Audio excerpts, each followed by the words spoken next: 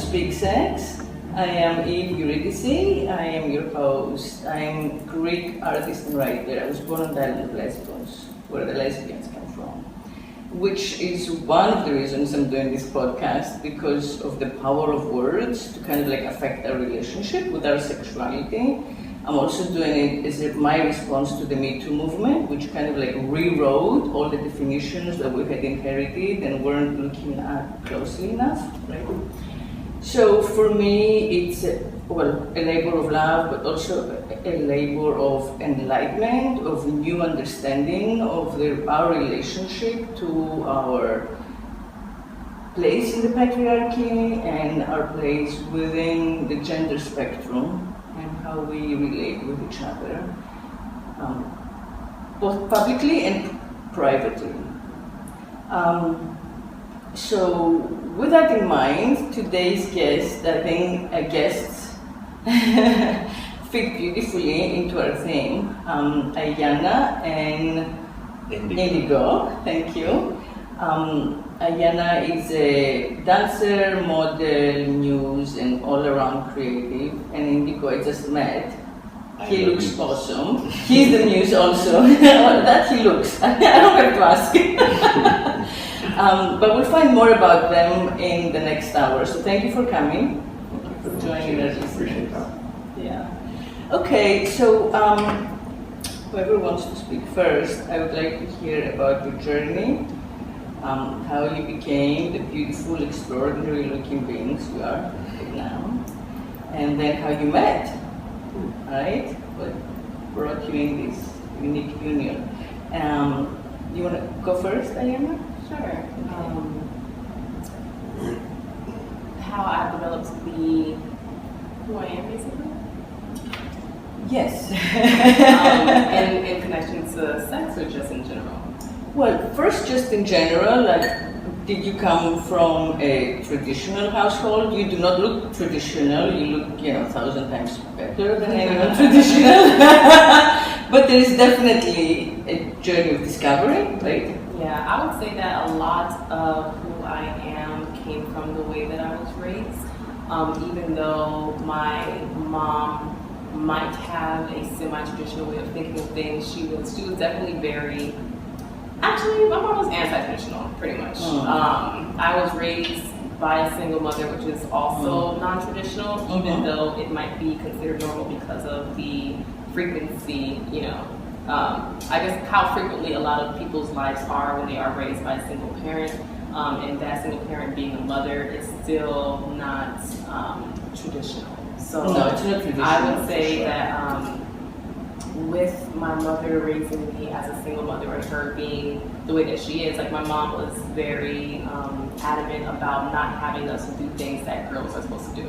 Ooh, so she bought us like Mega Real, she bought us Lego, she bought us like things in the house. If it was a cabinet, we made it, we built it. She would buy it, she would give us instructions. She said, if you know how to read, you know how to follow instructions, you can build this. So we built like what our TV standing on, we built what our computer standing on. So everything was very independent of us to do. And she made it so that we were just like all around beings and we can do everything by ourselves. And she raised us as boys, and she would like say that. And she was very intentional about the way that she was raising us, and also intentional about telling us the way she was raising us. So we were always cognizant about why she was raising us a certain way. And it led me to be very introspective about how I was being raised. So I would definitely say that she was definitely like the building block and the biggest foundation for me in terms of being growing into an and the liberator. Yeah, she liberated you from all the cliches, of the patriarchy. And then you took this as normal, when you built, which is amazing, and an amazing gift. I'm very grateful for it. Like I see. Even hearing, like I had friends who tell me about like, oh, it's affecting me, how my mother doesn't love herself. And I'm like, damn, like that's so real, and that's so strong. And for you to be an adult and witnessing this, you can, I guess you can deal with it in a certain way that makes it so that it's not as impactful. In terms of it being so integrated into your life, the way that you see your mother, that is actually affecting heavily the way that you navigate throughout the world. But let's say you're fucking 5 years old and you are watching your mother not love herself. You know, it's a very different dynamic when it comes to something like that. So I think that when it comes to the way that I was raised, I only saw a strong woman who had these strong opinions about how her strength was and how she was not letting a man do anything. We weren't raised around men. We didn't have any men in the house. She didn't let her boyfriends around. She was always cognizant. She was like, I don't know who is, you know, a predator or a rapist, and I don't need my girls to be subject to all of these things. So I'm going to make sure that the only person around my children are me. And if you invite me, you invite my children. So she practiced a style. Attachment style parenting. She's also a nutritionist and a breastfeeding counselor for 13 years. So everything about her is about nurturing and about connecting yourself to your baby. We were breastfed, all of us. My sister breastfed for like 5 years. Very non-traditional.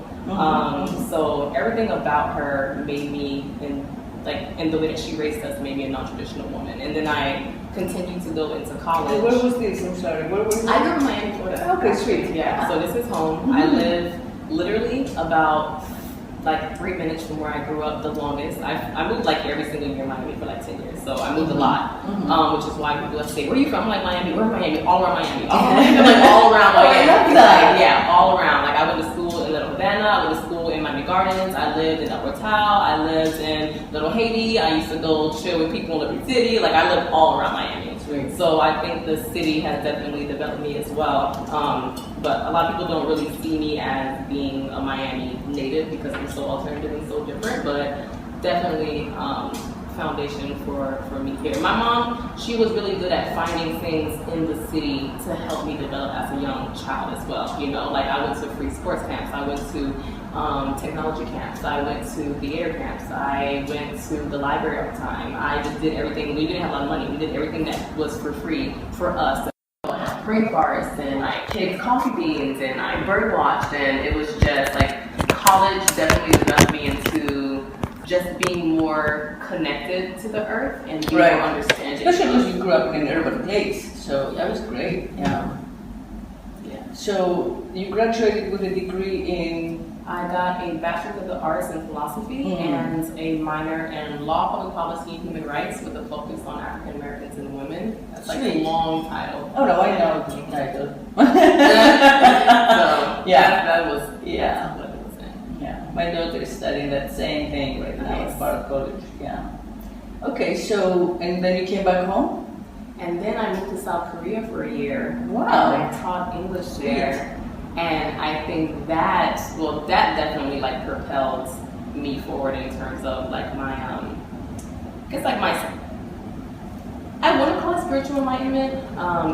It kind of feels that way. I would like, sometimes I try to stay away from spiritual enlightenment because I feel like I've always sort of been enlightened. I would call it like a spiritual shift. So I think that there was definitely a spiritual shift after I left South Korea, and a lot of things I learned about myself. Like I learned that I'm never not going to be in a space where I can fully express myself. I'm never going to be in a space where I am worried about the type of hairstyle that I have because someone probably doesn't like it. And I think coming to Miami and having a non-negotiable feeling that I did made it so that every place that I was in had to accept me because I was not going to accept anything less. And I think that going through that experience, a lot of people, like when they see me, they often say that, like, you know, Indigo always says that, like, you're not attracted to me, you're attracted to my freedom. And a lot of people always say, that's a great thing to be attracted to. Yeah. And I think that I realized it because I'm introspective, so I usually think about how I am and why I am the way I am and what was the shift or the point of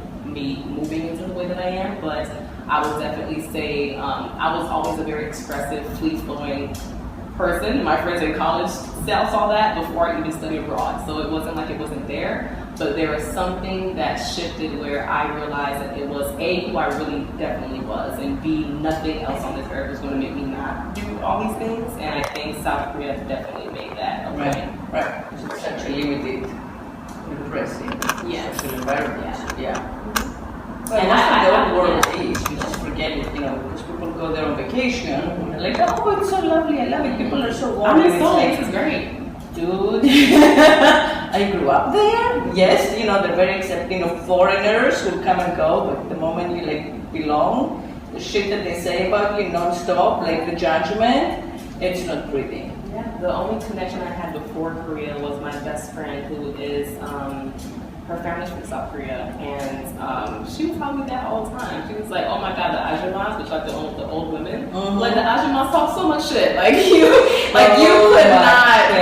could not be me." And this is a woman who has piercings and tattoos and ride motorcycles and like has like 4 Kawasaki's, and she's super authentic, dyed hair, lime green. Like she is not, like if you see her walk down the street, she's gonna get all the looks that I get, right? And it's not until you're there, and if you're a foreigner, you get to feel a little bit. If you're in one of the biggest cities like Seoul, that's just kind of like the New York of South Korea, you don't really feel it. But I was in the southern region of the country, next to the 2nd largest city. I was in the 10th largest city of the country, but I went all through the country. I didn't know when I would be back there, so I just took the opportunity to travel there.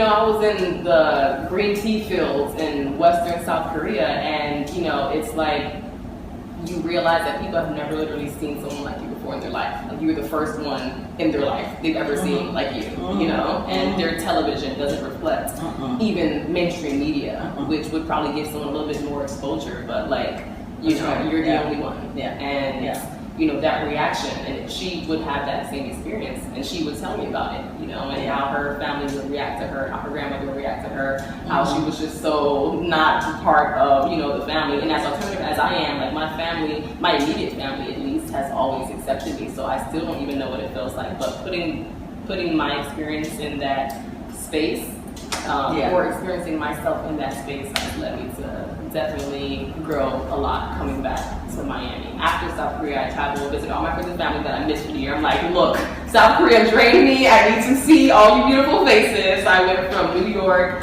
to DC, Atlanta, Miami, Fort Lauderdale, Tallahassee, Bahamas, Jamaica. I visited all my friends and family all over the U.S. and the Caribbean, and then I settled back home.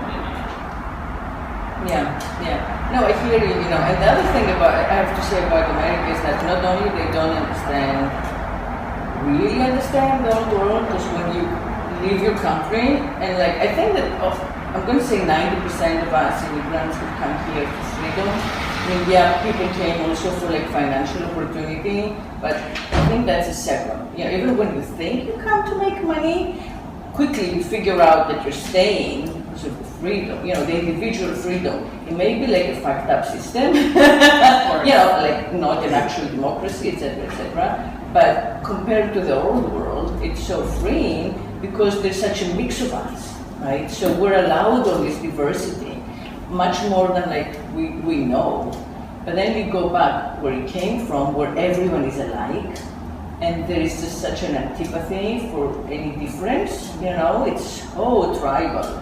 Like the tribe has not ended. Here we get to make our own tribes. There you cannot. It is what it is. So you have to like speak the language. You have to pretend. When I go back, I'm always like in character. It's like I'm in a play. I know the dialogue because I grew up with it. And I spew it out. But I don't think that I ever say anything true or authentic, really. I mean, I may, like you said, with my parents in private, in their bedroom, late at night, hoping for the best. But that's it.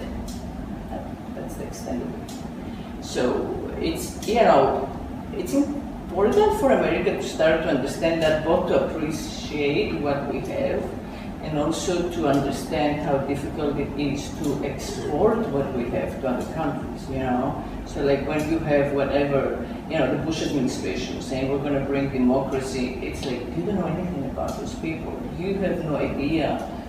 I don't know, we don't know unless we belong in that group of people, what they believe in. We don't understand how insular they are. We cannot speak the language, We have so much work to do before we get to a place where the world is freer. And it's valuable and honorable work. I hope we will do it. And this is a little bit what we're doing. We're just sharing our truth with everyone, including people of the future, who will play this and learn about, what we're all about. I think that's something that I did in South Korea as well. Like I did. Teaching has definitely taught me that I always want to teach, no matter what. Like no matter what, I was hosting bi-monthly women's circles as well, and I I mean, not the full lens was completely teaching, but all the women learned something. You know, every single woman, every single time learned something. And I like to host that type of space, and I always want to be able to cultivate that type of space. So when I was in South Korea, I mean, I should damn near got fired for half the shit that I can tell these kids, but like one of my. But the thing about it is, you had to be a student who wanted to learn that, you know. And it goes back to you saying that you can say you want to export your democracy, but you have to be cognizant of what you're exporting and who you're exporting to and what it's going to do, and if they want to accept it, you know. But if they do want to accept it, then you can. It's like foreign aid. It's like you say you want to come help us, but you're just doing your own thing, and you're just trying to tell me that it's something that we need, but it's not really something that we need. Like, give us what we're asking you. Don't give us what you think that you need to give us. So when I was in South Korea, there was a lot of students who I just went the regular regimen. I just did the entire curriculum the way I was to do, you know, like learn these skills. Conjugate. Right. And then there are students where I was in a class with just like one student, you know, and I was just like, you know, they were talking to me about America, talking to me about a bunch of things, talking to me about drugs, stuff that's like non-existent in the country. And I'd be like, oh yeah, well let me tell you a little bit about this, or let's watch some 305 videos or 7 Hop. Like, let me just show you where I'm from, you know, and that opened up their minds. So who knows, you know? Who knows what's going to happen 10 years from now when they got exposed to this, but they would have never been exposed to it. Opening that portal is so important, because it doesn't close. Then remember it. Yeah. So, okay, so you came back.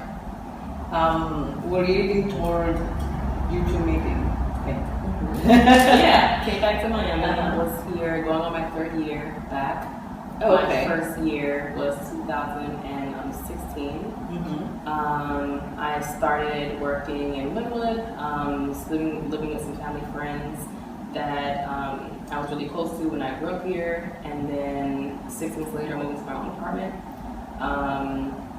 I was seeing someone. It was like kind of weird and toxic. Like, finished that out, spent a whole year just developing myself. Like, definitely knew that the first year I was back, I was starting a lot of things that I definitely wanted to, that definitely served as development for what I was going to pursue. Like, I did a lot of stuff. Like, I hosted a vegan brunch series. I hosted my own art, music, and soul food festival. I was doing modeling, and I was doing dancing, and I was like seeing if I could do a little bit of acting here. I was like doing a lot. And I told myself, you know what? Not that I can't do everything, I can, but I just need to do everything at a certain time and not all at the same time. So let me just spend this next year just doing modeling stuff. So just doing that, getting more involved with people who are creatives around Miami, and connecting with people that I just knew in the scene. And that is how we met. Like, 2 years later, this year actually, we were at this, there's a creative in Miami. His name is Danny. He runs this business called Roots Collective, and you can go there for all types of stuff. You can do printing at Roots, you can do event hosting, they have like art curating and all types of stuff. So I'm there celebrating Danny's birthday, and he walks in, and I see him, and I'm like, wow, that guy was really cool. Oh yeah, he does. And he's walking with 2 women who I know. One I've known for a while, dancing with this dance collective that I'm a part of called Future Steps, and another one who I had just met who worked with my other collective, which is called the Goddess Collective. They'll be here later on today, and we did our second Goddess series, and she was one of the hairstylists. She did almost everyone's hair there, and I was like, wow, these 2 women, these 2 collectives that I know, walking with this guy, it looks really cool. That's nice. And they immediately introduced us, and then we started talking. We pretty much like haven't been separated since. Oh. Yep. So did you identify as a dominant already, or some sort of, I don't know what the name is for the It's interesting. No, not really. I think that, I guess like interacting with Indigo has taught me a lot about being dominant. Although I identify as a dominant person, like I'm definitely alpha, you know, and I'm definitely alpha out in the streets, okay? But I pride myself on being alpha in the streets and stuff in the sheets, so I usually identify as being submissive. I also have chokers. I also love, you know, someone taking control. I'm usually So not the in, like, leash is social more of setting. the public, not so much the private No, expression, but more it's also private, Okay. and it's also it's helped me understand the development of that public and private. I'm usually more dominant. I told him I'm usually more dominant with women. I identify as pansexual. I usually just get attracted to energy and physically attracted too. Like I definitely have to be turned on by you. But it doesn't really matter like who you are. So for me, I do find that when I'm dealing with women as opposed to men, because I am submissive as well, I usually do kind of get into the regimen of being more dominant with women and more submissive with men. And I've never really interacted that much with a openly masochistic or like to be submissive man. So for me, it's just something I haven't really explored because it just hasn't happened before, but not because it's not within myself. Yeah. Well, I mean, most people who don't have a very strong calling that comes from their own psychosexual development are usually switches, which is, they like to try both sides of the power exchange, within some sort of hard limit, because, they're switching. And I do think that it's easier, kind of like your first instinct is to be the dom when there is no, whatever you want to call it, romance, love, intimacy involved, because it's just so much easier. So unless you're like a hardcore sub, it's easier to just be the dom when you have a scene with someone because you're both attracted and you're trying it out and you're playing. But that's the end of that. Like, you don't want to, love them into eternity necessarily. Because I think for a woman, being a sub, you have to have a lot of trust, so you have to give up a lot. That when you're a woke feminist woman, it's just harder. So, you need to do the work first and have a sense of who you're giving it out to. But anyway, what I loved about you guys, without knowing anything about your story, which I'm finding out now, is that you have the strength and, the wisdom, I'm going to say, to actually go out in public and, the girl is holding the leash, and Indigo, the beautiful boy, is wearing the leash, and he is wearing the cuffs on his wrists, and he's the choker, and the choker says toy boy, and then like chains all around, but also like all the beautiful rocks that show the awakening. So it's not just control at all. It's just kind of, it seems to me like a rebirth and growth and a blossoming, right? True. And then you have I don't even know what you've done to those beautiful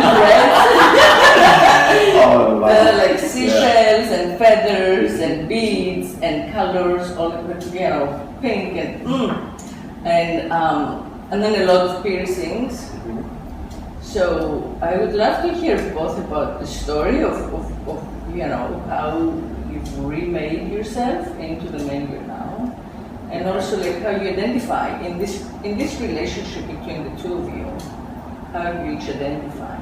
So Indigo, you want to tell us a little bit about your story, and then meeting Iyanna that night, Okay. and then how you guys became who you are now.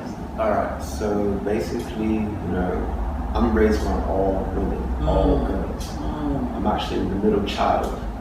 And so I was brought up, I couldn't do nothing. Mom was very dominant, very strict, she wasn't really a good parent. She was a great provider. But the thing that she was providing us with, I didn't really want. I always never liked having a bunch of things. I like experiencing. I realized that at an early age. And, so I never felt like I belonged anywhere.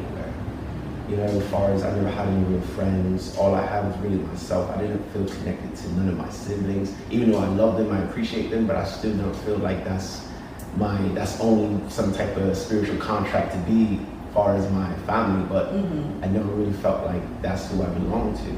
And I believe that, probably because I'm a middle child, because I'm a middle child, I read that we create our own families outside of our actual, household.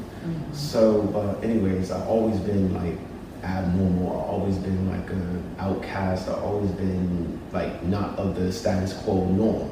You know, if everybody's over here, I'm over there in the corner somewhere. That's just my people. We're all in that corner. Exactly. Yeah, seriously. So I always had my own. I never was into fashion designers. Like people look at me and think I'm like, this is every single day. You know? My mom, she would actually buy me a bunch of clothing, and I would get on punishment because I would put all this clothing in the back of the closet and only wear my own particular stuff. I've always been like, I guess you would call it alternative, goth, if you must call it. You know, I've always been very emo. I've always been like into my own mind. I guess being that far deep into my mind, it made me emotionally, you know, disturbed in a sense, because I would think about things like, is it okay for me to think it? I was just thinking, if all things is out the norm. Well, you know, can I just say, like, what the fuck is the norm? It's a statistical term. Exactly. That's all. Yes. You know, people give some sort of moral value to the norm. Yeah. It's just like something that happens frequently. That's it. Exactly. It's just a question of numbers, and honestly, you know, who's doing the counting? Like, are we even counted? I don't know. So yes, so just to say, disturbed, nah. Yeah. Nah. You were just enlightened. early age. Yeah. And, you know. Where was it? Where did you grow up? In the UK. Oh, okay. So, in my You've come a long way. Yeah, I've been all over. I've been all over the world. You know, I'm a product of everywhere I've been, but I'm really a product of all the things that I like. You know, growing up, I always wore like skinny jeans. I used to skateboard. You know, by me being black, I was always too white to be with the black guys, and I was too like black to be around the white guys. But I like what I like, and I wasn't letting them stop me. But however, by me being an empath, it did affect me in certain ways, where I just would never feel comfortable being around anyone.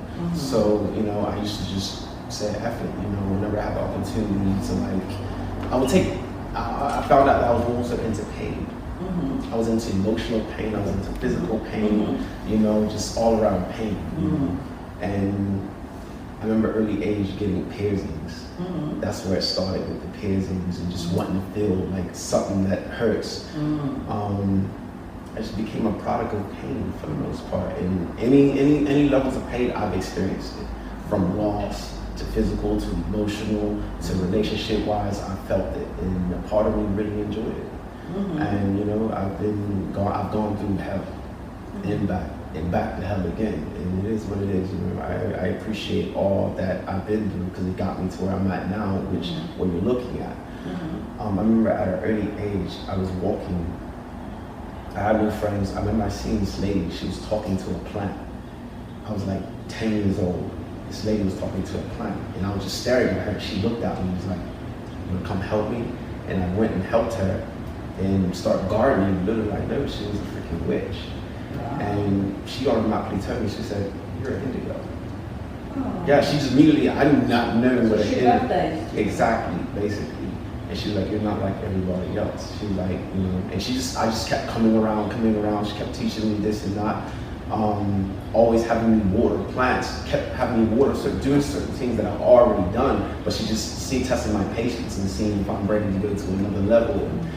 And I mean, just her house. So that was like a mentorship. Yes, exactly. She's like my spiritual mentor, and it just took me to higher heights and learning more about herbs and just all around just elements, you know. She dealt with a lot of fire with the candles, you know. She had a bunch of wind chimes. She did a lot of gardening, you know. She did tarot readings. She was a medium. She was all around just, you know.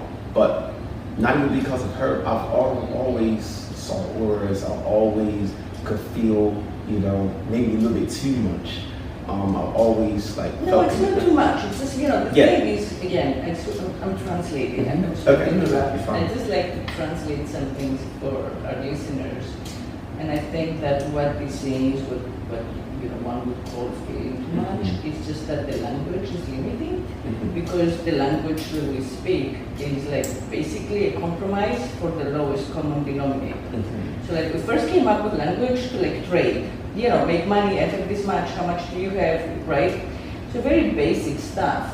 And I think that we keep it that way, so it's transactional, but really the ability of the words that were given to express the vast, realm of what we feel, what we sense, what we, psychically or magically pick up on. It's just impossible. There aren't the words for it.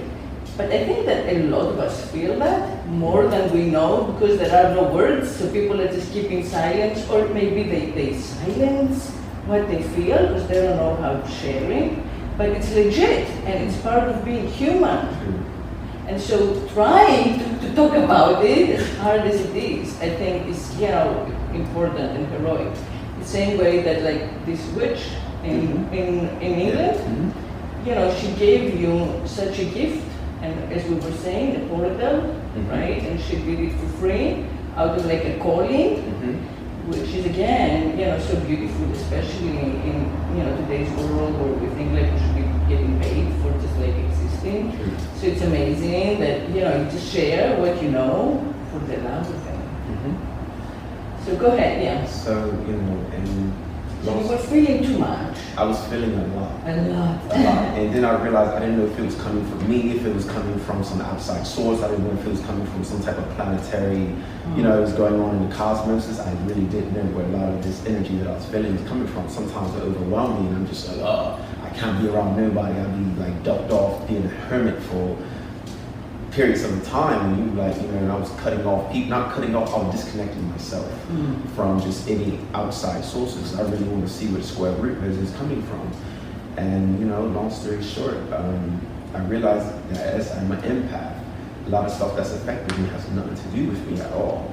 So, of course, conjuring up crystals, feel connected to certain crystals, because they're like the angels of the earth, they repel things that should not come for you. They absorb what needs to be absorbed. They do what they do. They uplift, harness your vibrations, activate certain chakras, and I love it. So it actually helped me, even like just, I wear this hematite on my ring, like I have to be grounded. I have to be grounded at all times. And I'm an earth sign, so I'm already naturally calm and collective, but I do get overwhelmed because I'm so energy sensitive. So like crystals really helped me a lot. Being able to like just breathe, realizing that I'm breathing. Sometimes I forget that I'm breathing. So when I breathe, it actually brings me back into this present moment. Taking a deep inhale. Exactly. So, and I've always been into candles, but one thing about magic, I realized that magic is not something that you do. Magic is something that you are. So I realized that everything that I was doing, wherever I was going, I was affecting people. And I could see the magic in my life, like every single day. Like just like you were saying, just when you are with coffee beans, whatever you do, drink your tea. When you have the pot on, you can. Candles going right here now. I see that. And I love it's a black candle, correct? Yeah. It purifies the space. It's a protection candle. I love it. I see that. I know it was at first when I came in. I just love just everything that's metaphysical. I'm passionate about it. This is my life. Like I resort to this before anything other than that. That's great. So how did you make your way from there to Miami? Well, actually, I was traveling. I'm a traveler. I'm a nomad. I don't feel connected to no place. Like people ask me where I'm from. Actually, I tell them I'm from the fifth dimension. I literally, I tell them I'm from the fifth dimension. I am from nowhere and everywhere at the same time. I love traveling. I love experiencing. I love being out of my comfort zone because I'm so focused. I become so loyal, so married to situations and people where nothing else I will get my attention and I'll lose my awareness. So if I have no choice but to remain out of my comfort zone so I can be able to be open to this vast, just so much beautiful wonders and just prolific lifestyles of beautiful people and all this abundance. I create limitations in my life due to my tunnel vision and focus on that one thing or people or whatever it is that I'm doing. So I try to disrupt my comfort zone with travel, being around countries that I do not speak the same language, where they do not see people like me, and they're like, oh my gosh, what is that? And like far as this, I love causing disruption in people's lives. But soon as people think they got their lives figured out and think that they like oh, only this way, until you see somebody like me, you're like, what the fuck is going on? And that's education, what we were just saying with Iyanna. You know, they're educating you and you're educating them, and it just happens. Yeah. And so crossing paths with somebody So like you travel the world. I travel the world, you know, that's all I do. That's all I do is travel the world. I'm here, I'm there, I'm everywhere. I had the opportunity to travel in like 43 different countries because a friend of mine, she was a flight attendant. So she had me on her buddy pass. So, you know, I took full advantage of that. And it was definitely a fun, you know, experience, great. you know. Yeah. Met a lot of people, you know, I've been rich, I've been financially rich, I've stayed in castles, I stayed in mansions, I stayed in penthouses, I stayed in slums, I slept on the floor, I stayed in Section 8 public housings, I've done all of it, you know, and it's all an experience at the end of the day, and I've met a lot of cool, dope souls in the process of it, so. Yeah, exactly. But yeah, so I became a product of all places that I've been, you know, and I like what I like. And I became all the things that I like, you know, as you see, like I have magenta nails right here, you know, I have magenta hair, like I just like how it represents like a lotus flower, and lotus flowers come from out of murky, muddy, dirty water, and you know, I like that stuff. I feel like that symbolizes and represents me for the most part. Also magenta, I like how it almost sounds a lot like majestic. And I like that word majestic a lot. You know, it actually kind of like makes me feel that much more like. Well, there is something royal about you too, separately at least. I don't know if together. I don't know if the Leash is royal, but you know, there is definitely that, you know, impression that we each have. You know, that there is like a royal essence, which is lovely. Yeah, it's a good place to be in. For sure. And as far as like my sexuality, you know, I'm very, very just raw, open, and real. For one, I am not gay, and I will not confirm nor deny that to anybody who actually asks me that. However, I'm being very truthful. I am not gay. However, I enjoy being a mindfuck. I enjoy causing. Wait, being the one who does the mind fucking or who receives the mind fucking? I like to be mindfuck too. Like not, you know, I enjoy that, but I am the mindfuck because you don't know. You know how many women come in the Because house? it's so hard to put you in a category, period. Because there's no hallelujah. Exactly. There is no category for you. No. At all. Like if You pay dues and you are not in a category as a result. Yeah. Exactly. So for the most part, like I. So the women come up to you. You're like you were saying. Yeah, they come to me asking me, you know, are you? I got a quick ask question. Are you gay or something? I'm a mindfuck. Oh my gosh, like seriously. No, but for real, are you? Like I said, I'm a mindfuck. I'm not gay, nor am I straight. I am a mindfuck. I have big dick energy. You know, like I'm confident in who I am. You know? Simple as that. I love it. But yeah, I wear lashes. You see I have eyeliner on. Yeah, I love the eyeliner. I mean, I've always felt, you know, one of the things that I've always, you know, felt sad about in my life is that the men around do not have the freedom to use what we women use on ourselves to present different looks and different images. You know, when I was in college, I was dating my boyfriend, like would change his hair color every month, and he had eyeliner, and he'd wear like a black miniskirt over his black tights, and I was like, oh, you know, he's so amazing. But then you come back into the world where you have a job. He hasn't done that since, let's just say. And it's just so hard to meet people who will take that liberty, and if they do, then they are not of the everyday system as we know it. So I would love it to become more normative, you know, for men to just present themselves with the same freedom, you know, creatively in fashion the way we do. Why not? They would love it. It would be so liberating and fun for them, you know. I don't know why it's taken so long for that to kick in. I don't know who is stopping it. But anyway, so I appreciate you the way you look because of that, you know, because you make us women also feel less objectified, right? Because when a man becomes also equally like an object of beauty, it changes the way we feel about ourselves. We suddenly, we no longer feel like we're going to get picked, by the man, but more that it's kind of like an equal and equivalent way of seeing each other and expressing ourselves. I mean, I can't imagine how revolutionary it would be if women no longer thought that they are the gender who gets selected and that men are the gender who does the choosing, and instead it was equal, right? True. And I think like for men, that's one of the things that men can do, is present themselves also as an object of desire, as an erotic object, or at least as a, as a fascinating, creature that that can change and morph and be attractive because of that, because of what the man himself does. Instead of the man always assuming, okay, I gotta get a job, make some money, be like appear to be a good provider, and then I'll go out there and I'll like hunt some females. Eek! So anyway, that was my parenthesis again. All right. I just love you as a male role model, so I'm making this parenthesis. Yeah. Okay. So, but Mind fucking. yes, I am a mind folk. Yeah. I am a mind folk. However, like I said again, I am a heterosexual man. With big dick energy. With big dick energy.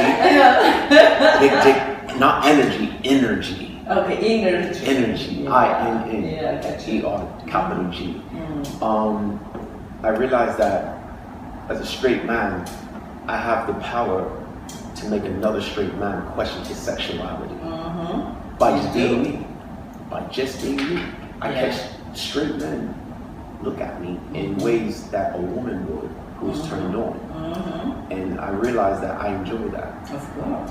I take pleasure in that. I bask in that. Because I'm all about truth. I'm all about finding out, exploring who you are, knowing who you are. And that's our problems in this society. We don't know who the freak we are. No. We don't. No. We don't even know where to start. No. And that's where people lie. Because they don't know that they're even lying, because they don't know what the truth is. Yep. So, we live such a conformed, every day-to-day, repetitious, routine, conditioned life. Like from school to getting in college, marrying someone, and having children. And I enjoy actually disrupting homes. I am like a homewrecker. I take pleasure without having any sexual intimacy with anyone. I enjoy being a homewrecker because it was already within you guys to have your home wrecked. Right. It just took the right person in the situation to just come forth to, front to like, wow. And it's okay to like what you like. You know how many Caucasian, probably around 35, 40 years old women that sees me with their family and look away, and I'm like, no, it's okay, look. It's almost like they have to ask permission to look. And I'm like, I enjoy it, because now forever I'm in her mind. She might just go home, sleep with her husband, think about me. Like, I do not sleep with myself. I believe this. It's just I capture so much when I can feel everything that happens when they observe me, even children. Children look at me, it's like I'm an action figure, like I'm a super villain. Like they just look at me, they cannot keep their eyes off of me. And then their parents be like, oh, come on, like you're trying to keep them away from looking at somebody like me. Wow. But I already know, once just that one glance, that glimpse of me, I'm in your mind forever. I'm forever in your memories museum. And I love it, because this is real, pure creative energy with good intentions backing me up. Right. Yeah. So I do not feel any kind of remorseful on whoever lives I impact, whether if I wrecked your home or made your home better. I know at the end of the day, it's all part of a divine timing, a divine order. Yeah, to break down the stereotypes. Exactly. Give some alternatives. People don't even know there are any. Exactly. But Unless you guys smell so good. I don't know who it is. I don't know. This whole time. It's a combination of both. The moment you walked in, since the moment you walked in, I'm like, I just love being in this like olfactory existence. I love scent. I love aromatherapy. I love how just somebody can look at you and then smell the scent on you, and you're forever. And remember that scent. Yes. Yeah, I know. That's interesting, sometimes like you think back in your life, forever memory lane, right? And I'm surprised how often I will remember visually, a lover, for example, but I no longer remember their smell. And then there are people like you, like I may forget a lot about you, 10 years from now, but I'll remember the smell because it's just so, not only it's powerful, but it also gets somewhere deeper. Like we were saying, like way pre-verbal, like an ancient place where we recognize each other by our scent. So yeah, but you make the effort, like you're aware of it. What I love about scents, it holds certain vibrations, and for the most part, I'm into like neuroscience, I'm into psychology, I'm into human behavior, I'm into all of this. So when I smell smells and have certain scents, I realize that it does more than just smell good. It actually is like a pheromone. It attracts what people not even knowing why it's alluring, very alluring. I love that. To the point, if it can lure you, that means it can lure a situation, it can lure manifestations of things that I really want. I just gotta put myself in that position for it to actually happen. Agreed. So I love scents. I love knowing that I can walk past somebody and it does something to them subconsciously that they're not even realizing. And I know it can definitely make penises hard, it can make vaginas wet. It can, and I love that. I love that. We forget it. It's like we're so programmed that it has to be all interpersonal, that someone has to want to like love us before we get hard or wet, especially wet. I mean, guys are a little more visual. But we can just get turned on by the smell or by energy. It's pleasurable. And as me and Iyanna was speaking the other day, I realized that yes, I'm a hedonist. Very, very hedonistic. Is that the word I'm looking for? Yeah, that's it. Yes. Okay. So It's a Greek word, and I think you're right in the middle of it. So I bask in pleasure. Anything that's pleasurable is getting my attention. If you're pleasurable, as you said, certain things are just objectively beautiful and pleasurable. So I like making myself that object, of pure pleasure. Yeah, and that's your act of rebellion. Yes. As a male. Yes. I'm not going to be on no roof with a hammer and nail breaking a nail. I'm not doing that. No, not at all. I just enjoy erotic. You're not going to be building the barn. I'm not building a barn at all. No, bars, no, I'm not building it. You may get instructions on that. However, I love you guys. I will build something that will outlive me, though. I could truly say I will build something that will outlive me, whatever that may be. I'm working on it right now. But yeah, so I enjoy. So what are you working on? Redefining things? Yes, causing disruption, just so people can actually find themselves again, and realize that it's okay to be who you are. It's okay to like what you like. It's okay to like things that you never knew you liked. And it's okay to dislike something that you thought that you once liked. So basically attachment, detachment, and you can attach yourself to whatever it is that you want. And I realized that people, they like what they like, and yet they're scared to like it because of family, friends, close ones that surround them. Just feel like they're going to judge them for liking what they like. And then if I tell you, hey, Iyanna, I like this, and then I no longer like it, I'm scared to tell you that I no longer like it. Oh my God, that's the biggest thing. Can I just share? I totally agree. I think that part of like these categories that we were talking about, whatever they are, bi, gay, straight, top, bottom, blah, blah, blah. It's like the assumption is that it's your identity. So every time, and we all evolve and change our tastes and change our moods, right? But then it becomes so hard to tell people that, okay, I no longer want to be whatever, a boy, a girl, straight, gay, etc. Because it was my identity. I made such a big deal out of it before. And if you change it, let's say you change it once more, but then again, maybe if you want to change it in a few years, it becomes harder and harder.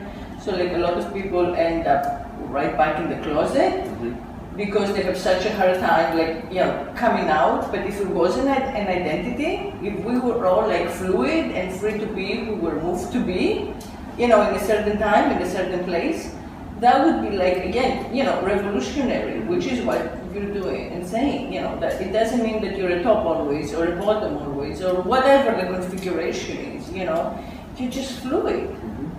Very, very true. So how did you two meet? Let's go back to that night at the birthday party. Okay, At so Roots Collective. I be driving a lot of my friends around. You know, like that's like I'm the one with the car right now, the reliable vehicle. So I'm like, all right, I'm always doing these favors for all of my friends. I love all my friends dearly, you know, and all my friends are brujas. They're all witches, and I love it. You know, so I got a random phone call from my friend. Her name is Robbie, and she's actually a celebrity hairstylist. And she hit me up, was like, hey, you know, you think you could take me out to Fort Lauderdale? And I was like, okay. So I'm on my way to go pick her up. I get a phone call from my other bruja, and her name is Carmen, and she does all types of witchery. Like, she's amazing. And she hits me up like, hey, trying to go out to this place called Roots House. Like, it's amazing. I've been telling you about it. You've been kind of like avoiding it for the longest. I'm a real introvert, really. I've been trying to stay away. I'm not really on the scene or none of that. So she's like, no, I want you to come. I was like, all right, let me drop off my homegirl, Robia first. She's like, oh no, change of plans. Robia's not going to Fort Lauderdale anymore. She's coming with us. I'm like, so you just manipulating and finessing this whole situation. But all right, cool. So we picked up, me and my homegirl Connor went and picked up our friend Robia, the celebrity hairstylist, and we went over to Ruth's house.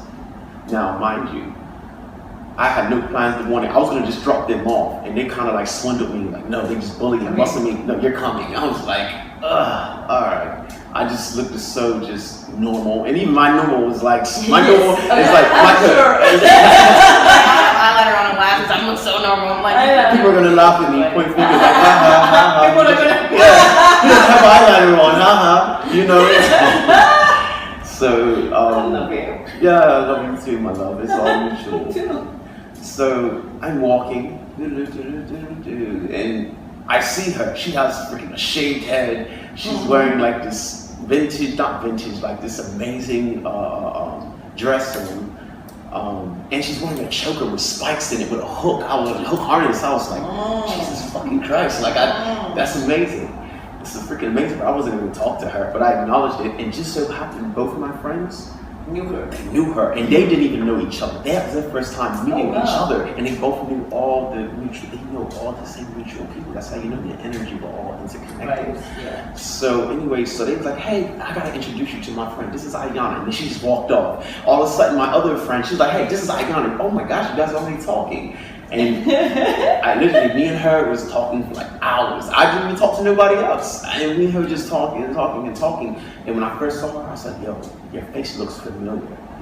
And she was like, oh, I probably saw me on social media. And I was like, I think I have. So before this, 2 weeks before I met Iyanna, I actually have a friend, another friend of mine. She's also a bruja. And me and her we was in the parking lot. You know, she was talking about, yo, man, you have such an interesting look. How come you're not putting yourself out there? Like, you really are, your aesthetics is like amazing. Like, you cannot deny this. And I was like, you know, I'm like underground. I like being behind the scenes. She's like, no, F that. Like, whatever I can do to put you in front of the camera or something, we're gonna make this shit happen, man. We need to capitalize off of you being you, because people out here is not being authentic, but yet they're using your type of look as a trend now. That's right, and it's all fake. It's all fake. And she's like, you actually are authentically you. You're actually catch you in these sex shops. We'll catch you in these mystic shops. We'll catch you in botanica shops. We'll catch you in sex dungeons. We'll catch you all these places. You really authentically, genuinely, organically are you. And I was like, damn, well, see, you put it that way. I was like, well, you put me in these little castings and stuff like that, and okay. She's like, listen, this is photographer, this dope photographer that you have to meet. Here, follow her on Instagram. I'm gonna show you her Instagram. Her name was Jade. I saw Jade's work. I was like, oh my fucking gosh. Because I go on Instagram and be uninspired. You just got the regular, basic, beautiful chicks who's standing by the pool side, looking so basic. And I was like, yeah, you're beautiful. You're a beautiful, basic, regular bad bitch. Excuse my French. Well, really, like, it make my dick hard a little bit, but it doesn't really like do it for me, because I am a sapiosexual. I have to be mentally stimulated. Also, I'm into creativity. You're sapiosexual. For sure. Like, yeah. I'm talking about like beyond. Like, I get mind fucked so much by Iyanna. It doesn't even, like, her mind is out there. She's in the Ibis for real. So, for real, you know. So she turns me on to this girl named Jade. When I saw Jade's photos, I said, oh my gosh, I was bought. I said, thank you. I was like, fuck yes, this shit is amazing. Her art, I've seen random shots of a woman breastfeeding in the middle of like the street, just like, okay, what are you gonna do about it? You know? And I saw Iyanna and her collectives, they call themselves the Goddess Collectives. And I was like, oh my gosh, this is pure, genuine art. I was a fan. Just so happened, I just found out about her 2 weeks before I actually met her. Just so happened, I crossed paths with her. I was like, dude, you look so familiar. Then she went on her Instagram like this. I was like, oh my gosh, yes, it's you. I was like, I just found out about you like 2 weeks ago. And she was like, oh, thank you. I was just flabbergasted, like really like stroking her ego, not even trying to, but I was so like happy knowing the fact that I actually was able to cross paths with her. And me and her just connected on that level, and it just, the energy was surreal. And you know, I appreciate every moment. You know, she actually took a liking to me. I think she kind of like likes me a little bit. Oh. You know, she likes me a little bit. So I'm like, she actually calls me, you know, like I'm used to people, you know, you gotta realize I'm used to people getting caught in the moment. I don't take, like, people see me, they get caught in the moment, and they, once we no longer in front of each other, it loses momentum. They don't reach out, and I'm always the one that's like realizing, like, okay, I'm like a vacation. People come out, want to have a good time with a vacation, then they have to go back to their boring, regular, regular lives, like, and having me like, damn, I'm just a Disneyland, I'm just a Disney World, and actually, when you see me wearing the boy toy checker, I mean, honestly, you know, you're like the Disney World. Disney World. see, when people it's like every Disney thing, undo it, that's you. See, when you see me wear the boy toy choker, it doesn't really have anything to do with being erotic or anything sexual. I realize who I am to most people. People see me and they immediately, like, they don't like me for me. They like me for them. They like the idea of me, but they don't actually like me. Because if you really like me, are you really into sex dungeons? Are you into freaking this whole witchery? You know, like, I actually am raw and authentic in my lifestyle. This isn't fashion. I'm not fashion savvy. I'm really getting who I am. I'm not doing this to impress. I really do this to express. Nice. And exactly. Express. And when they see that, I'm like, oh, like, I thought you just looked like that. No, come on, like these candles. Let's practice some sex magic. Let's really harness this orgasm and really manifest something. And they're like, yo, no, I don't want to do that. But, you know, but with Iyanna, on the other hand. So are you guys, so you're primary with each other? I'm a boy toy. Assuming that? I'm a boy toy. Let's try not to even put a label. Does she have any other boy toys? If she takes around when I'll tell you what. Do you want more? More leashes? If she would like a boy toy, if that's truly what she desires, I'm all about fulfilling your desires. If she truly wishes to have as many couples, as many partners, that's her will. I'm all about freedom. I'm all about liking what you like. By nature, by biology. To deny biology is to deny nature. I feel like I am not the only guy who her vagina is going to get wet for. And I'll be lying to myself if I tell you that her vagina is going, my penis is the only, hold on. Right, I hear you. Exactly, like she's not going to be the only one who's going to get me rock solid hard. She's not. And I'll be lying to myself, convincing myself, trying to believe that she trusts me. She's a beautiful woman. You know, matter of fact, I don't want to call her a woman. She's a beautiful goddess. Like, she is like beyond, her energy is like to infinity and beyond. But however, I'd be in Berkeley like, oh my gosh, yoga pants and camel toes all day. I love it. You know, and I can be that way around her. I love how much like she embraces me to be free. I literally went through hell for a whole year living within the boundaries of someone else's comfort zone. And you know, and I had to break free from that. But being around Iyanna, like I can tell her whatever the frick is on my mind, and I will not be judged. May we all be like that, I know. Well, that's what I meant a little bit by primary, meaning that there's room for secondary and third and fourth, you know, source of pleasure. But you have kind of a, you know, overall commitment to each other that wouldn't break you. You know, be with each other. Yeah, he's definitely against labels. I am definitely not against them. I actually wrote an article on labels, and I wrote it for this woman. Her name is, I cannot remember it. She does this thing called the Bi Women Quarterly, which she came to speak in my college, and she did a bisexuality 101 speaking session and had some talkbacks or whatever. I loved what she said. I was identifying as bi at the time, and I was like, yeah, this is amazing. And we had one. She does different themes, and everyone who's kind of like connected to the like association can write if they want to submit. And I've submitted, I think, 3 articles. So you can find it online. The By Women Quarterly. She's based in Boston, and one of them was on labels. And the one thing that I said was like, we as people usually rely on a dichotomous way of thinking, and so it's either gay or straight, it's either this or that, you know, black or white. And a lot of times the labels that you get are so limiting. They are just not, you know, like why you can identify as them.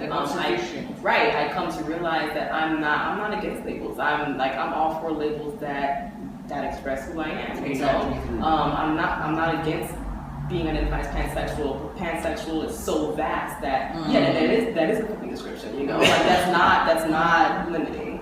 So I feel like he's my primary. You know, like I feel like I'm super connected to him, and any other relationship that I could possibly have, I know that he's for, because I'm for it, and he's all for freedom, and I know that I can do whatever I want, and this is all I ever wanted. So it's almost as if it's the perfect connection with someone. You know, I agree with you, and the reason I agree with you is that I think labels help people like understand and break out. Now, so you don't need labels, Indigo, because you're already like completely beyond. So power to you. But I feel that like for most people, having names, lots of possible names and labels, gives them that comfort that they need to say, oh, okay, I'm more like that, and oh, I get it, like I could do that, you see. Whereas when you expect average, like whatever, working Steve, no pun intending, you know, to kind of like morph into whatever is, you know, required of her or him at the moment, that's much more difficult. So like in my own life, I found I'm a writer as well as an artist. So I wrote a book. One of the books I've written for Scribner was about sex in America at the end of the millennium. So I wrote it in like 1999. So I spent like a year or 2 traveling the country and like living with different types of people who practice alternate sexual lives, and writing about them, interviewing them, all that. I'll give you a copy. I love it. So, but what I found, that's how this whole project of like Speaking Sex began, because I realized that they all had names and definitions for everything, and that helped them. You know, they knew like how to talk to each other, they knew how to negotiate, you know, sex, scenes, play, top, bottom, you know, all that stuff. And instead, like the vast heteronormative majority didn't have any labels, and they were just jumping into sex without knowing how to go about it. And you know, usually you expect like the guy, by virtue of having the penis, that big penis, to know, like magically, I don't know, what to do with every woman's body, not just one, everyone, and we're all so different, right? So I realized that having all those terms that describe totally different types of sexual activity and exchange, power exchange, was actually really useful, and I wish that, you know, the heteronormative world had them, because it opens up your mind to what's possible out there, you know. And it's not just like position, it's much more for me the exchange of power, you know, between lovers. Yeah, so I support that. Dynamic. Yeah, right. I love words, you know. I love words. So for me, I don't mind labels, and I thought I did actually in college was a discovery of me being like, oh, these labels, and then me being like, you know what, some of these are okay. I can work with that, right? Yeah, and the article that I wrote is, you know, that like journey, that like I grew up thinking this, I grew up thinking that, and then I thought, fuck all this, and then I realized, you know what, no, I don't fuck all that. Like I just, you know, you just gotta find something that works for you, find something that describes you, you know, like Majestic describes you, and so what describes you guys? What's your word for this? I don't know. I usually just like, I call him my boy toy because he likes it. His word's not mine. I know. I enjoy it. I've always like I said, when like dealing with him has helped me develop into someone I always like wanted to be and knew that I was. So like holding him on the leash in public and being dominant. I am an alpha female. I am dominant. Like everyone around me knows this. So it's not like I'm being something that I'm not, but it's just exhibiting that type of energy in a dynamic with a partner that is different than something I've ever done before. Oh, absolutely. Me being on the leash does not make me feel any less of a man. Thank you Like, for saying that.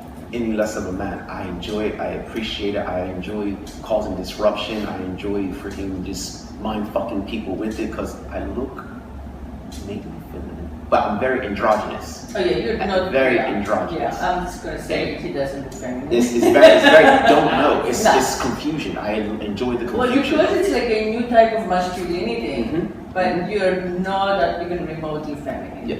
So I'm just gonna say for my, and again, it's just me, being Mhm. subjective. Yeah. But to me, you're like a different type or a new type of man.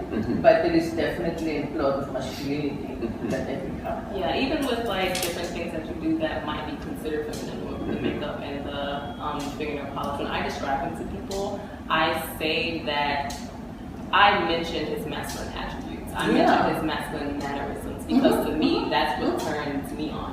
Right. And it's not that I can't date a queer man because I have before and I can, but when a man identifies as a heterosexual male as he does, like masculine mannerisms is what's going to turn me on from a heterosexual male. And I'm not trying to put people in boxes, but I just realize that's what I like and that's what I get turned on from. So like the way that he looks, the way that he moves, the way that he walks, like it's all masculine, and I like that. Absolutely. And I also think, it's just more attractive because you get the balance.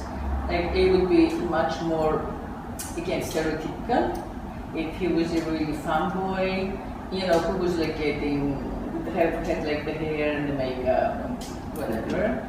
But if it's a masculine boy who does it, then you have the balance again, which makes it, both more intriguing and more fulfilling, but also new. Yeah, I think it also might be the reason why you probably get a lot of questions because many times when boys are flamboyant, you don't really have people ask. It's not really a question to ask because they're flamboyant. It's like it's almost an assumption, even if they're not. So when it comes to like, there's this creative that we all know, and he always talks like this, and no one really knows if he's really queer. And it's a joke that we all say because like we really don't know. We're like, you say you straight, but then again, we're always asking questions. But with them, it's a question because they really don't know, not because it's obvious, because it is confusion and because they don't know if the eyeliner is just something you put on or if it's you expressing yourself as a non-heterosexual man, but because you are masculine, like nothing about the way that you move is not.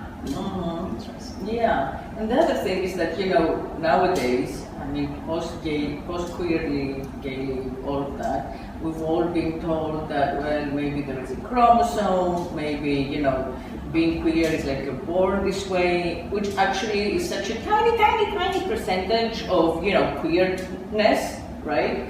I think that if everybody got tested, for that chromosome, it would be infinitesimal. There's a lot of other things make you want to be queer, like sexual curiosity, for example. How basic is that?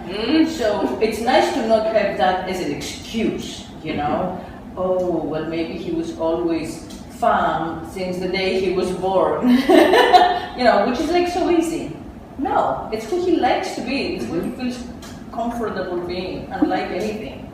Now, I must say that most of my friends are queer and gay. Like, I appreciate the gay community more than any community because actually they're the actual person who accepted me for being who I am. So I have over here that's like, I have over there that's like, but yet this gay community is so welcoming. Like, be who you are, be what you want to be, like what you like, express yourself. They're the only ones who embrace and root for me to being that. So that's why I have a fond appreciation and respect for the gay community. Absolutely. Because they're being marginalized. They for one, trying to identify your sexuality, they've been through the emotional in-depthness of themselves, and that's where I reach to. I'm very well aware of who I am and what I am and what I. And they also disrupt at great personal cost. And I love that.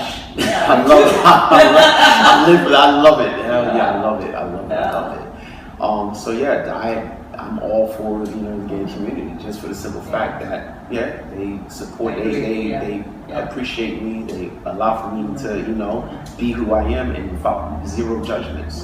So So do you two live together or not yet? No. You like that, right? We don't live together. I actually live with my collective, and one of the partners of one of the members of my collective, his name is Nat Pitt. He's also an artist. So I just live in a house of artists, pretty much. I moved in with them after I moved out of my singular apartment that I had for a year in October of last year. And you live? I'm a nomad. Okay, I'm a nomad. I just had an amazing place. I left it all alone, and I just washed my hands with it because I had to get out of the situation with my ex. I'm not going to speak poorly upon her or nothing, but I had to disconnect myself so I can truly catapult my life to the next highest apex. Sweet. So so now I'm kind of I'm here, I'm there, I'm everywhere, I'm nowhere at the same time, and I've been spending a lot of time with Iyanna, really just embracing this sacred energy exchange that me and her has been, exchanging. And it's funny because, me and her haven't had sex. What? We have not even had sex. Okay, I'm going to say yet again. The second time say yet. You guys are going in that direction, you know that, right? The intensity is like, oh my gosh, this is This is all foreplay. Yeah. Wow. Yeah. Speaking of mind fighting. It's It's foreplay for me, and I just like invite you. we have talked about this all the time, because recently he was talking about how he was feeling the energy of other people and how much we were doing it for them. Because I was walking him on a leash at this, it was a talent appreciation party by one of the production companies that I work with for music videos here in Miami. And he was just like, the fact that you're in here with me on a leash is lit. The fact that you brought me here is lit. And the fact that we're doing it for other people is also lit. And I'm like, yeah, it is. And you're both aroused. I'm going to assume you're both at least, okay. For sure, for sure. Everybody around you is Oh my gosh. feeding that energy. Constantly. Yeah. Yep. For sure. Wow. Well, you may want to pick an astrologically auspicious time, like harvest. It'll happen I'm going to say Imbolc or Lamas, the holidays of harvest, Lamas, which is what, 1st or 2nd of August. So I would pick a major day and see whether you're meant to. Whatever it is, it's definitely going to be sex magic. Oh yeah. I'm all about sex magic. Oh my God, yes. You're not wasting that energy at all. I need to manifest a few things. Yeah, and it's interesting because I would think definitely before Indigo, I did not realize that a lot of things were sex and that we were having sex all the time. And looking at sex as an acronym,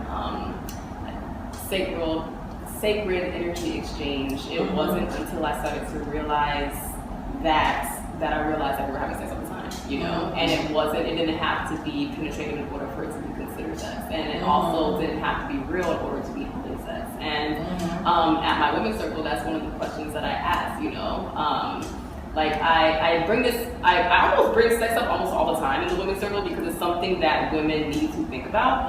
And even like you said, taking control of what it is to engage in a consensual sexual connection with someone, even thinking of the dichotomous idea of sex and rape, why even call it consensual sex? It's consensual, it's sex, and if it's not, it's not, and it's there's no in between. I love that, because, we have to understand that for thousands of years that was not the case. We just got this consent as women, and we've got to stay with it and be so conscious, super conscious, so adamant. Consensual, that's sex. Non-consensual, it is not sex. Sorry, it's rape. That's it. Call it. That's I know. And but we know so many women, even women only slightly older than you, who, if they're married, they think any sex he wants is sex. Huh? No, that doesn't change anything, right? So yes, thank you for bringing that up. Yeah, for sure. And I asked the woman, and I told Indigo this too. I'm like, when did it? Like, who said this? Like, who said that when we start having sex, we always have to have it? Who says that when we start having sexual relationships, it always has to be a sexual relationship? Who says that it's not a real relationship if there's no sex in it? Like, who told us this? Like, why do we believe this is definitely a general knowledge thing that everybody knows about, this unwritten rule that I, you know.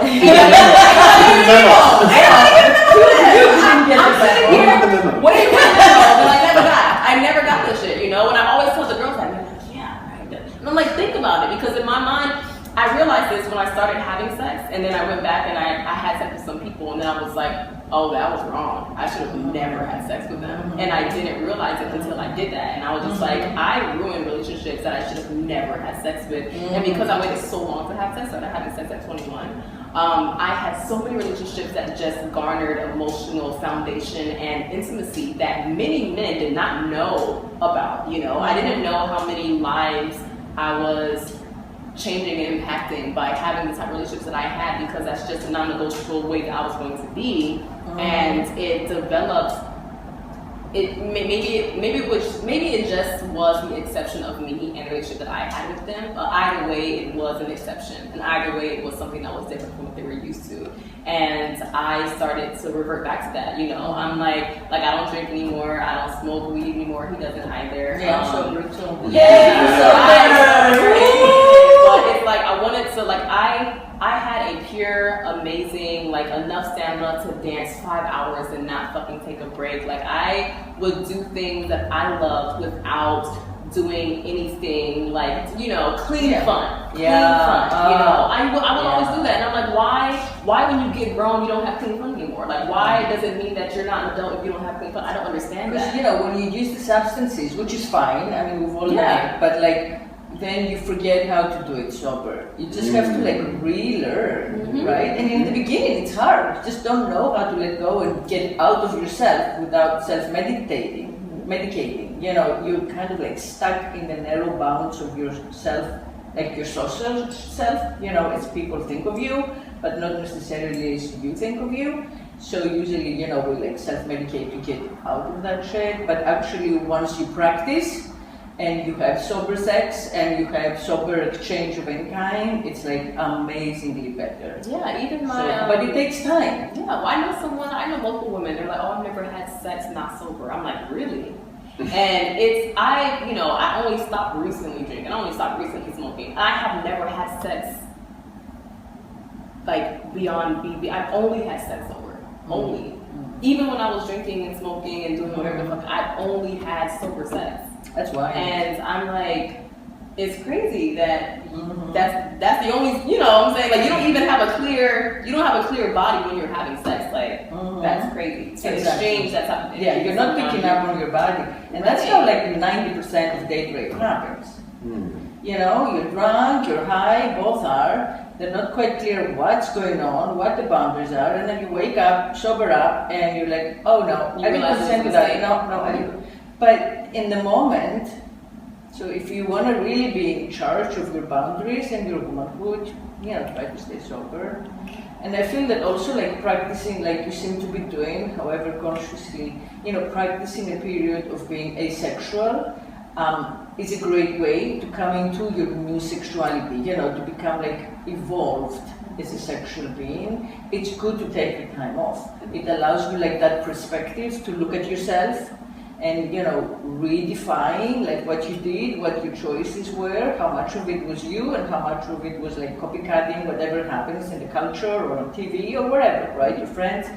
And so I think I also recommend that, you know, having a period of being asexual, especially, you know, as kind of like an intro to a more evolved, more conscious sexuality. Yeah, and even harnessing that energy to do other things as well. Like, prior to Indigo, I was still not having penetrative sex for like 13 months, you know. It was something that it was non-negotiable. I realized, and I always tell my women this too, my circles, like, when did we not start having like guaranteed amazing sex, you know? Like, when did we start have the second guessing it's gonna be good or not? When did we decide that, like, if it's not so good, like, maybe it's okay? Like, no, we can guarantee having amazing sex if you wait enough, if you actually look at red flags that are happening, you can choose what the fuck you have in your life, including amazing sex. Like, who said that you had to, like, maybe have some good shit sometime? Like, no, I wouldn't have good shit all the time, all the motherfucking time, 100% good shit. And if it's not gonna be that way, I'm not gonna do that. And I just started to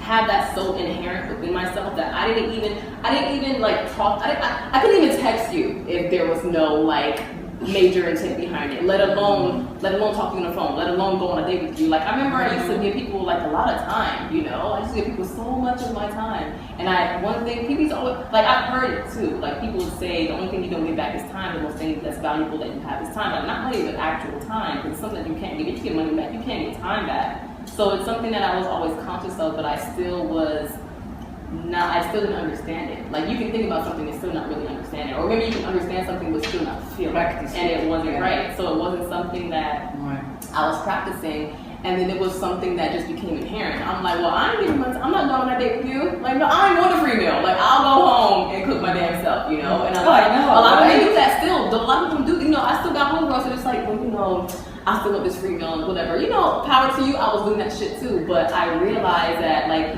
we should be... say you're gonna poop that meal, sister. That's the end of that. But you are. Right? It's gonna go back out. But that time.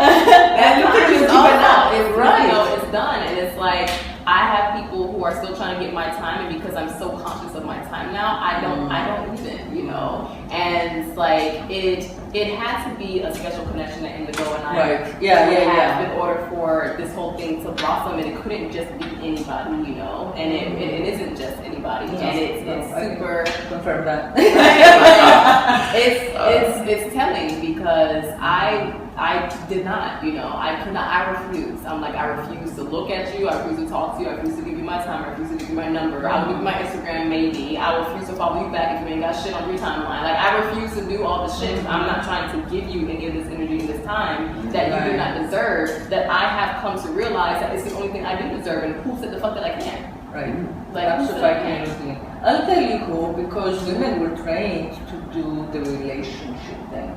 So, you know, for the guy to actually like us and want us, we have to overlook a lot of the stuff we don't like and always be there, you know, and like, whatever, flatter them and, you know, let them do more so the guy will like us, all that shit, you know. Again, that's why, like, taking time off and rethinking it all is so important, I think, right?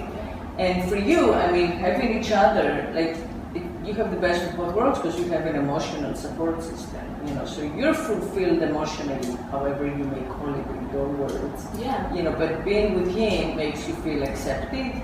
So actually, you know, that's like the one thing that we miss as women when we're solo, is like that emotional connection, because we're just more full of feelings, you know, but he's an empath, he's emotional, so you both give each other that cover, and then you can actually like go on your journeys of self-discovery, but you're supported.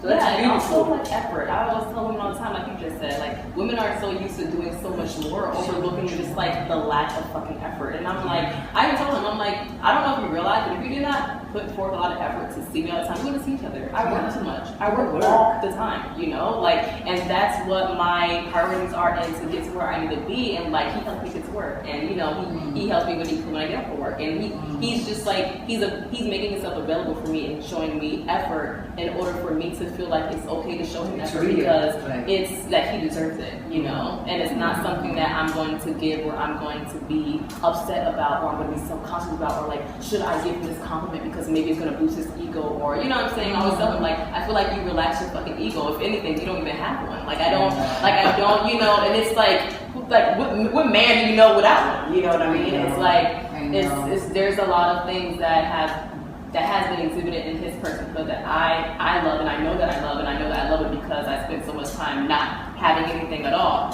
to do that reflection, you know, like to be very very, very precise about what I want and knowing that I'm not going to do anything except for what I want. I'm not going to get it if it ain't what I want, you know? And I preach this to the women, but they have to be comfortable with taking those breaks or else they're not going to do that. They can't get that if they don't take time. They can't get that if they don't use the red flags to be non-negotiable. Because if you decide to, you know, to not hear him a couple days and then you talk to him 3 months later, you're wondering why he's not the man that you want. You ain't even do this shit the first week y'all was talking. Like, you were already upset and you decided to keep on going with it. And you're wondering why this relationship is not working out for you. You have to be able to put up these boundaries on yourself and say no. Like, I'm not going to take this half-ass bullshit that you decide to give me and then wonder why 3 months later, like, I'm upset. Like, no, I'm just not going to do it. Same thing with, like, you know, I call it provider sex. I think I coined that term. But the point is that we women tend to, you know, choose a man who will buy that meal, who will buy the movie ticket, who will, like, whatever it is, you know.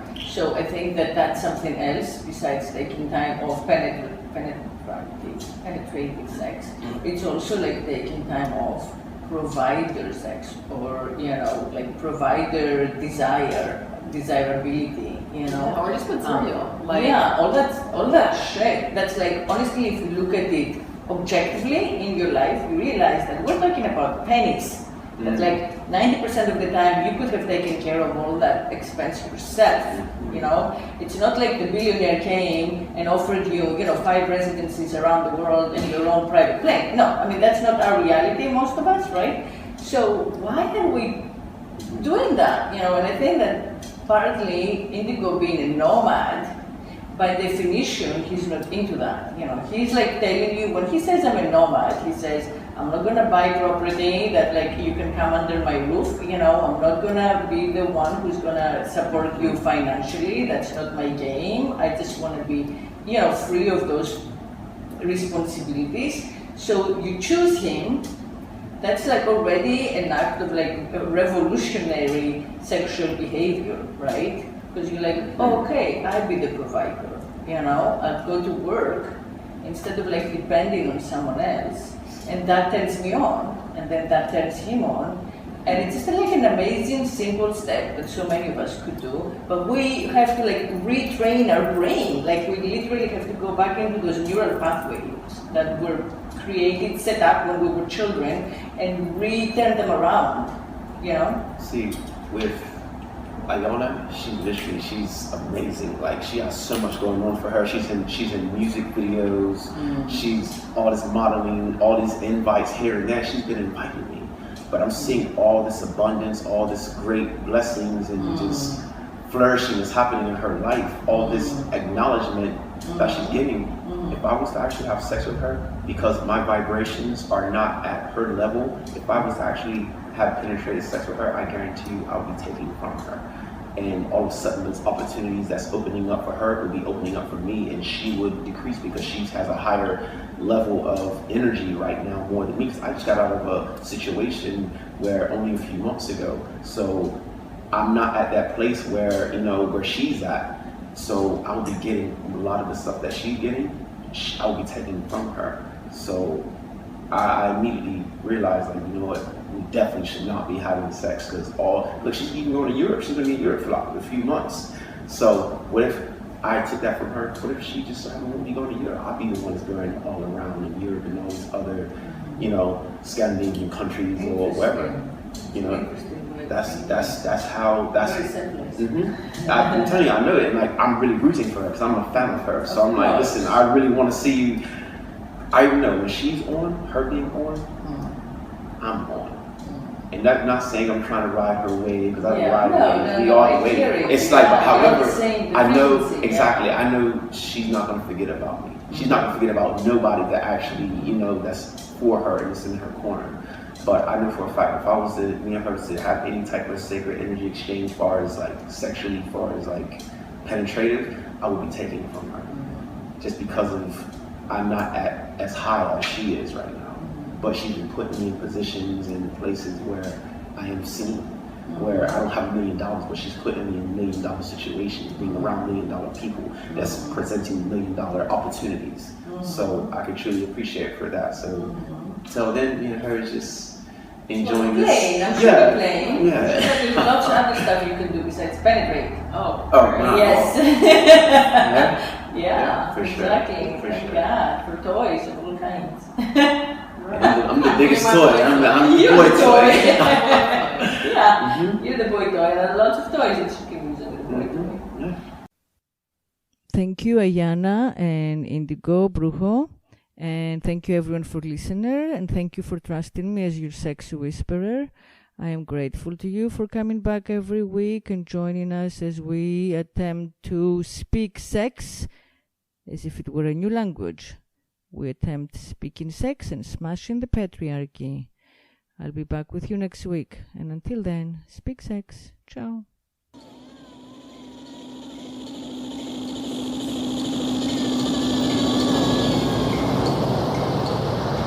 If I could make love incessantly, I would be God.